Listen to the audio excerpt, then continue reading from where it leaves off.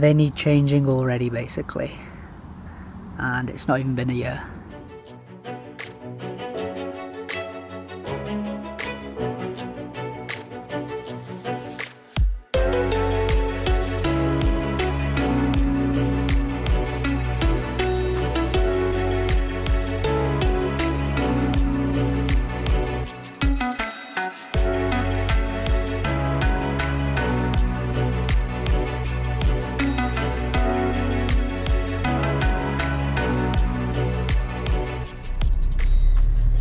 Hey guys, welcome to another video, and girls actually, because apparently 6% of you are female.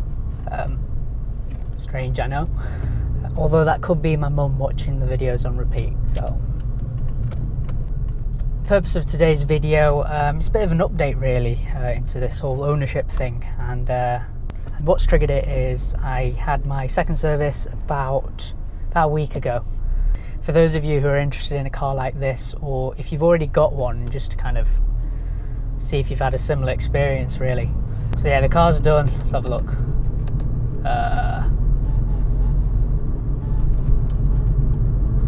18,500 miles. With the CLA 45 and A45, you either service the car at 10,000 miles or 12 months, whichever one comes first. So what it really means is you're gonna have to service the damn thing every year. You know, whether you do 5,000 miles in a year, you've still got to do it. So there's no real way of escaping it really. Now, Mercedes also do have like a naming structure for each service. It's quite simple, alphabetical order: A, B, C, D, etc. So what I just had was service B. I've got a bunch of papers down there, so I will at some point go through one by one everything they kind of did. And yeah, it is a bit of a rip-off, I'm not going to lie, but unless you know of a better idea for me, I don't really know what you can do. Now for myself, I didn't actually reach 20,000 miles.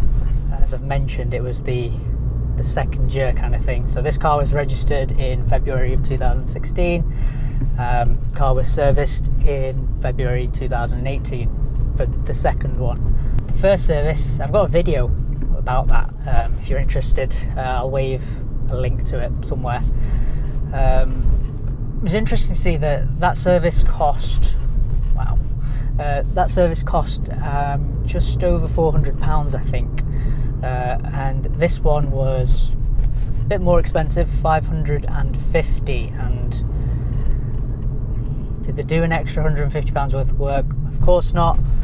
But it's just interesting to know actually before you actually, because it's not something you really consider when you think about buying a car like this. Obviously you think about your insurance, you know, if you can get insured on it as a young driver like myself. You don't really, you know, the servicing kind of aspect you kind of put to the back of your mind, but it's a hefty thing that you need to consider. Right, let's go through this. So yeah, it's called Perform Service B with Plus Package. What the Plus Package is, I don't really know. But anyway, so we've got seal ring, literally no real cost. Windshield wash, something to do with the battery at £8, so obviously not a full battery. An oil filter, £15, again just one of those, nothing too crazy. And the main thing obviously is engine oil, about £60-70 worth of Shell Helix Ultra. Again, these are things that you could probably source yourself for a lot less, and I know some people do that. They'll source the oil and then give it to Mercedes to do. You'll save a few quid there.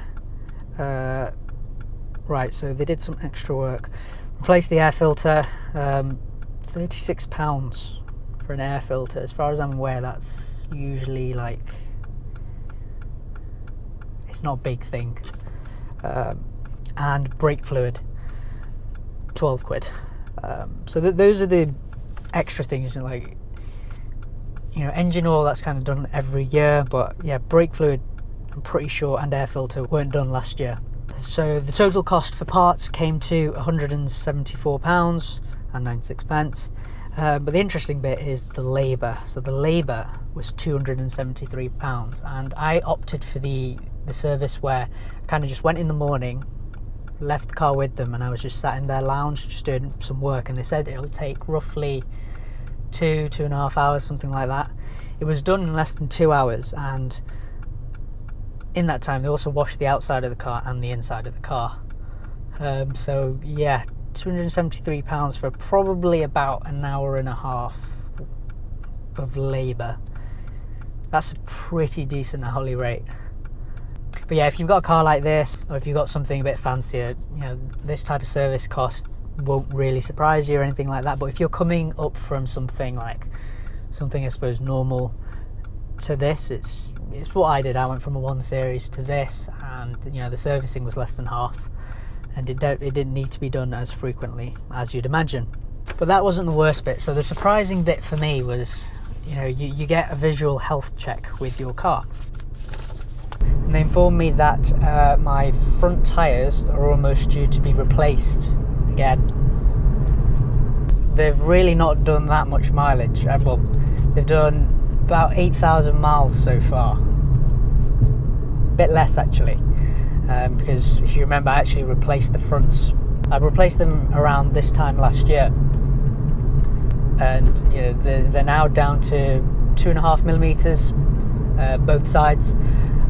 Yet the rear tyres are on 5 millimeters, and if I remember correctly from my last service a year ago, I think they're on like 7 millimeters 12 months ago. So they've gone down by 2 millimeters in a year, whereas the fronts have just been obliterated. And you know, I don't drive this car ridiculously hard 24/7. You know, right now, you know, everything in comfort mode, everything's quite relaxed. So what I've basically realised is, as well as, you know, your annual servicing that you need to do, if you do an average set of miles, if you do, you know, average mileage through the year, 8,000 to 12,000 miles, you're going to need a set of front tyres every single year, which is quite bad. You know, this car is 4-wheel drive, but it's that Haldex system, which in very simplistic terms means the car is front wheel drive until the wheels start to slip, and then it sends power to the back. So, you know, yeah, literally 90% of the time the car's front wheel drive. And I didn't really expect that, to be fair, because a set of tyres, depending on what you put on, each tyre you're going to be looking at between 150 to 200 pounds. Now, I've got a question for you guys that actually have a CLA 45 or an A45, or even something similar, something with a Haldex system. Are you munching your way through front tyres at a similar rate? And what do you guys do you rotate the tyres? Because I'm considering doing that, because at the minute I've got mismatched tyres on. I've got the original factory Dunlops at the back, which are awful. I would have advised just getting rid of those as soon as you can. And at the front I've got Continental Sport Contact 5Ps, I think, because when I needed to change the fronts, I was in a bit of a rush and that's all they had in stock. I am looking to put the Michelin Pilot 4, Michelin Sport, you know what, it's Michelin's, I can't even remember the name, Pilot Sport 4S, something like that. They're very good, basically.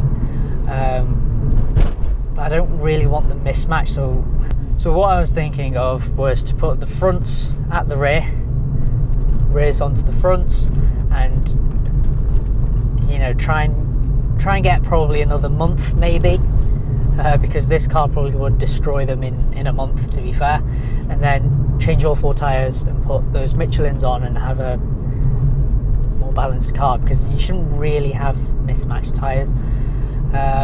Or the other option, obviously, is just to replace the fronts as and when they need. So yeah, let me know down in the comments what any of you guys have done.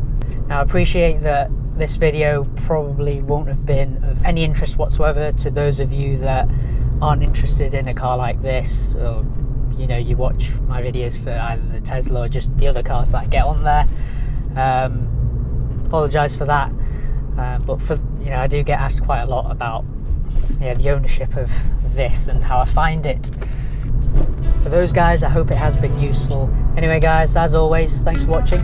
Hit the like button down below if you did find it interesting or useful, and consider subscribing to see future content. Bye guys.